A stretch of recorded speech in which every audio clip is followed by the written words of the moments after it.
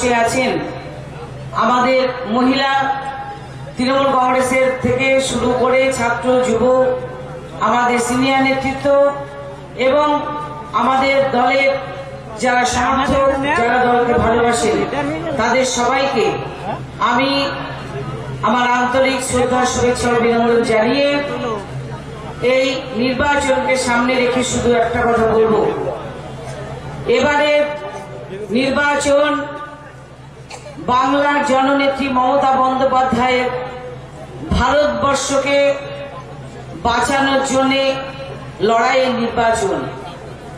এবারে নির্বাচন সারা ভারতবর্ষ জুড়ে বিজেপি দল 2014 ক্ষমতায় আসার পর নরেন্দ্র মোদীর নেতৃত্বে যে স্বৈরাচারী রাজত্ব চালাচ্ছে তার অবসান ঘটানোর নির্বাচন।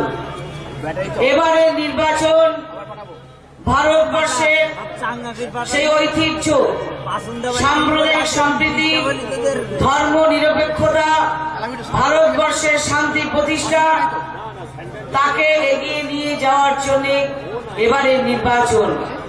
তাই এবারে নির্বাচন সারা ভারতবর্ষের মানুষের কাছে গুরুত্বপূর্ণ। আর সেই সঙ্গে আমরা যারা বাংলার মানুষ, আমরা যারা এই বাংলার মাটিতে দীর্ঘ 34 বছর 2011 সালের আগে পর্যন্ত আমাদের জননেত্রী মমতা বন্দ্যোপাধ্যায়ের নেতৃত্বে বাংলায় সিপিএম এর অত্যাচার সন্ত্রাসের বিরুদ্ধে আমরা যারা লড়াই আন্দোলন করেছিলাম, আমরা যারা বাংলাকে স্বাধীন করার জন্য আমরা আন্দোলন করেছিলাম, আজকে আমাদের সেই নেত্রীর নেতৃত্বে ভারতবর্ষকে বাঁচানোর জন্য এবারে নির্বাচনে আমরা লড়াই করছি। পাশাপাশি এই লোকসভা কেন্দ্রে আজকে প্রার্থীকে রূপালী আমরা যারা নদিয়া জেলায় রাজনীতি করি, আমরা আমাদের খুন হয়ে যাওয়া আমাদের শহীদ ভাই সত্যজিৎকে চিনতাম। লড়াইয়ের ময়দানে থেকে মাটি কামড়ে দিনের পর দিন এই নদিয়া জেলায় লড়াই করেছিল সত্য। বিধায়ক হয়ে মমতা বন্দ্যোপাধ্যায়ের উন্নয়নের জন্য মানুষের সাথে লড়াই করেছিল। আমরা দেখেছি সরস্বতী পুজোর দিন রাতে খোলামেলা ভাবে আমরা সেই অনুষ্ঠানে আনন্দ করে আমাকে সত্য গাড়িতে তুলে দিয়ে বলেছিল, দিদি সাবধানে যাবেন। আমি বেরোনোর 15 থেকে 20 মিনিটের মধ্যেই খবর এসেছিল হাঁসখালিতে গুলি চলেছে। আমি খবরটা শুনে সত্যর ফোনে ফোন করেছিলাম জানার জন্য যে কোথায় গুলি চলেছে। সত্যর ফোনটা বেজে গেছিল, সত্য তখন মৃত। আজকে দিনে দাঁড়িয়ে আমরা বলে যাই, বিজেপির চক্রান্তে সত্যকে খুন হতে হয়েছে। নদিয়া জেলার মাটি থেকে আমরা যারা তৃণমূল কংগ্রেস করি, আমরা মমতা বন্দ্যোপাধ্যায়ের সৈনিক, আমরা মমতা বন্দ্যোপাধ্যায়ের কাছ থেকে শিক্ষা নিয়েছি। আমাদের দলের মানুষকে খুন করে আমাদের দলকে দুর্বল করা যায় না। একটা মানুষ খুন হলে তার পরিবারের মানুষ দাঁড়িয়ে বলে, আমার পতাকা, নেত্রীর পতাকা আমি হাতে তুলে দিলাম। তাই তো সত্যজিতের পতাকা রূপালীর হাতে আজকের এই নির্বাচনী জনসভা থেকে শপথ বেশি ভোটে হারিয়ে দিয়ে ভারতবর্ষের বুকে আমরা বার্তা পাঠাবো, শোনো বিজেপি, সিবিআই, ইডি দিয়ে মমতা বন্দ্যোপাধ্যায়কে চমকানো যেমন যায় না, সত্যজিৎ বিশ্বাসের মতো কর্মী নেতৃত্বকে খুন করে তৃণমূল কংগ্রেসকে দুর্বল করা যায় না। আজকে আমাদের সেই শপথ নেওয়ার সময় এসছে। অনেক কথা শুনছি, বিজেপি এলাকায় এলাকায় বলে বেড়াচ্ছে আমরা জিতে যাব, সিপিএম বলছে জিতে যাব।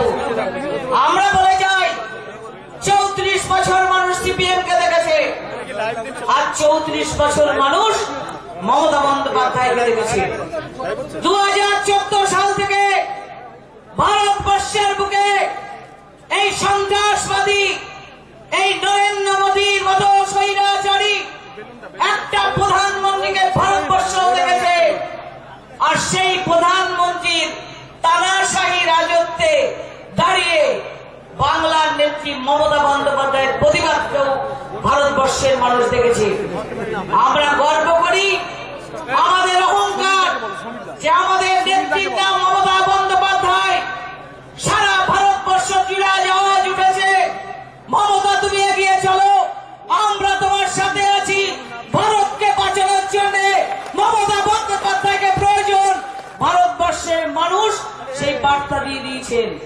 তাই আমরা যারা দলের কর্মী, আমরা যারা বাংলায় মমতা বন্দ্যোপাধ্যায়ের সৈনিক, এবার নির্বাচনে আমরা বুঝিয়ে দেব যে সিবিআই, ইডি আর বাংলার উন্নয়নকে স্তব্ধ করে দেওয়ার জন্য কেন্দ্রীয় সরকারের অর্থ বন্ধ করে দিয়ে, বরাদ্দকে কমিয়ে দিয়ে মমতা বন্দ্যোপাধ্যায়কে ঠেকানো যায় না।